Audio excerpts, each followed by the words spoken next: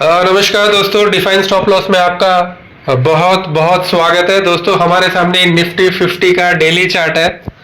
तो यहाँ पे आप देख पा रहे हो कि एक गैप अप, ठीक है ना। यहाँ पे एक जो गैप अप ओपनिंग मिला था हमें, उसके बाद पिछले लास्ट 3 ट्रेडिंग सेशन में the stock is able to maintain itself above the gap. That itself is a positivity for the stock.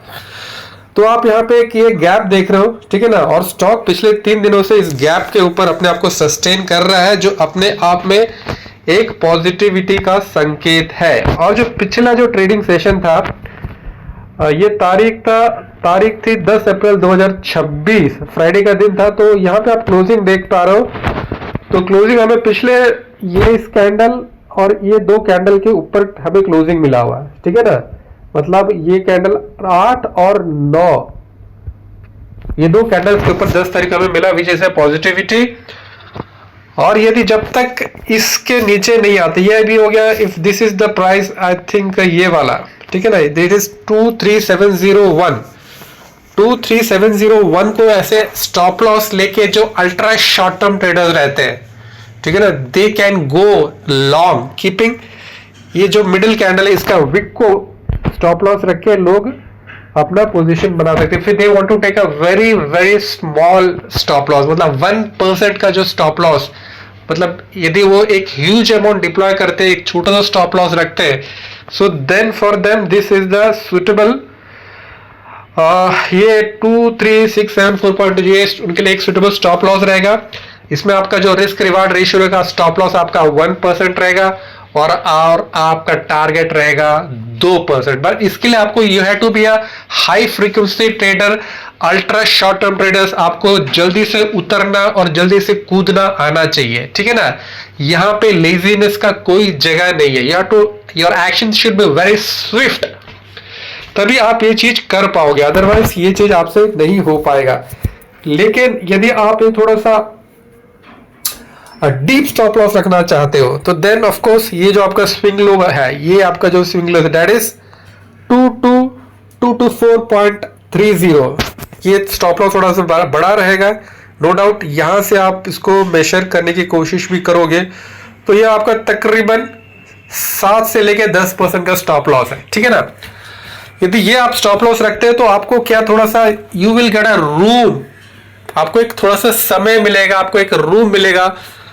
But इसमें क्या है कि आपको एक this is for the swing traders, ठीक है ना। बट यहां पे आपको क्या है, कैपिटल कम डिप्लॉय करना पड़ेगा, ठीक है ना। So that is this is the.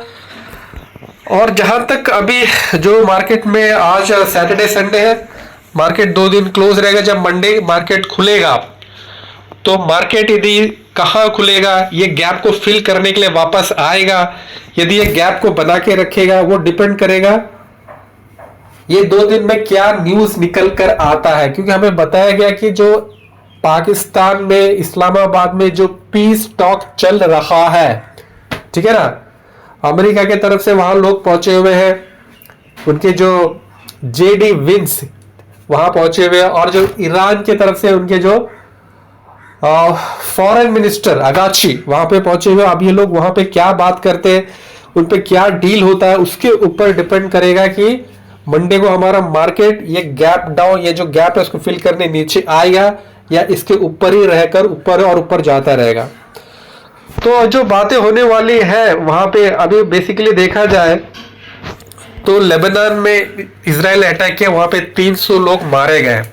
Israel का कहना है कि जो लेबनान है ये हमारे इस नेगोशिएशन के अंदर नहीं है, इस नेगोशिएशन से बाहर रखा जाए, जहां की ईरान कह रहा है कि it is a part of our negotiation, ठीक है ना। यदि ये सीज फायर को कंटिन्यू करना है तो लेबनान के ऊपर अटैक्स रोकना पड़ेगा। तो इस लेबनान के अटैक में 300 वहां के सिविलियन पब्लिक्स मारे गए हैं। तो ये वार्तालाप कैसे निकल कर आता है, अमेरिका इस नेगोशिएशन को कैसे कर पाता है, जिसके ऊपर डिपेंड करेगा how the markets is going to react on Monday.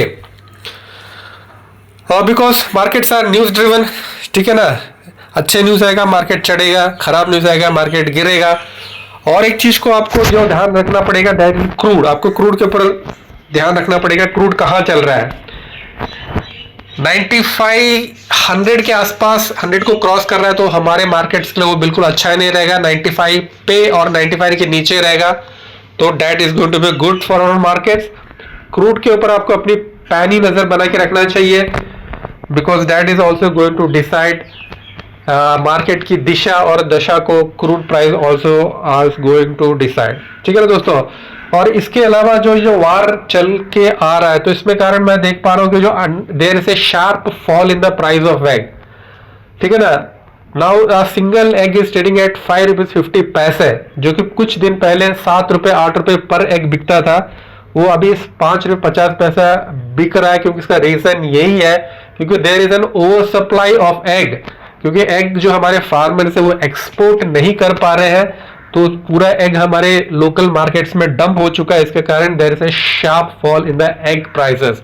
तो जब तक ये वार डी एस्केलेट नहीं होता है और जब तक हमारे एक्सपोर्ट रिज्यूम नहीं होते हैं so the egg farmers are going to take a hard hit और ये एग इसी प्रकार सस्ता मिलता रहेगा।